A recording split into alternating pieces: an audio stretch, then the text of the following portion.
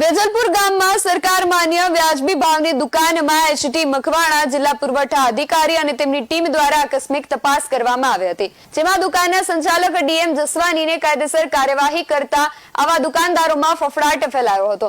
તપાસ દરમિયાન 50 કટ્ટા ચોખા, 19 કટ્ટા બાજરી અને 7 કટ્ટા ઘઉંના વધારાનો જથ્થો મળી આવ્યો હતો। વધુ તપાસમાં મોરસના 4 કટ્ટા પણ મળ્યા, જે ખરસાલિયા ચોકડીની એક ખાનગી દુકાનમાંથી લાવવામાં આવ્યા હતા, જેની જાણકારી નથી આપવામાં આવી, જેમાં કુલ 5,41,926 રૂપિયાનો મુદ્દામાલ કબજે કરવામાં આવ્યો હતો। આ કેસમાં કાયદેસરની કાર્યવાહી કરતા સરકાર માન્ય દુકાનોના સંચાલકોમાં ફફડાટ ફેલાયો છે, કારણ કે આ ઘટના કાળાબજારી સામેની કડક કાર્યવાહીનો સંકેત આપે છે।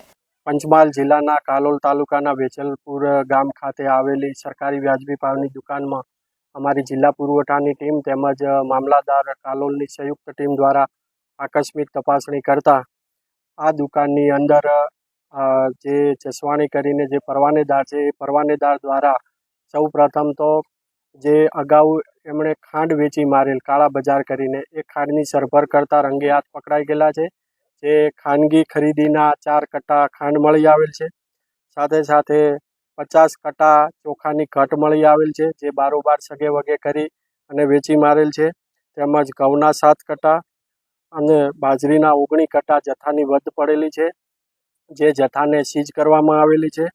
સાથે સાથે દુકાનની બાજુમાં આવેલ એક બિન નંબરી એટલે કે નંબર પ્લેટ વગરનો આઈસર ખટારો પણ મળી આવેલ છે, જે ખટારાનો ઉપયોગ અગાઉ પણ આ સરકારી માલના જથ્થાના ડાયવર્ઝનને લીકેજીસ માટે થતો હતો અને આજે પણ અહીંથી મળી આવેલ છે, જે ખટારાને પણ આઈસરને સીઝ કરી અને કાલોલ પોલીસ સ્ટેશન ખાતે મૂકવાની કાર્યવાહી હાલ ચાલુમાં છે અને પોલીસને કબજો સોંપવામાં આવેલ છે।